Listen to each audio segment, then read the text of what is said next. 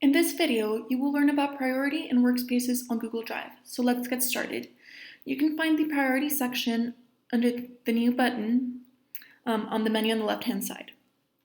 If you click on that, there will be two components to it, priority and workspaces.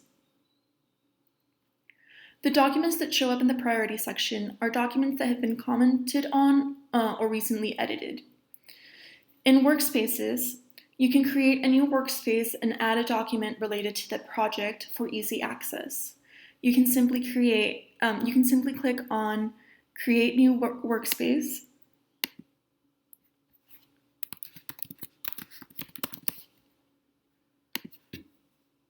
and then Add Files. So I'll click on this one, and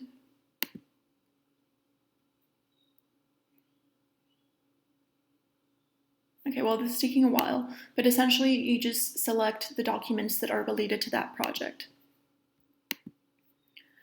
And then it will appear as a new workspace.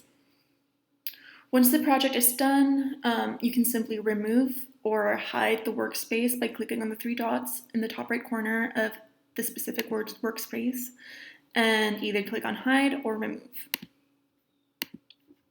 That's it for this video. Thanks for watching.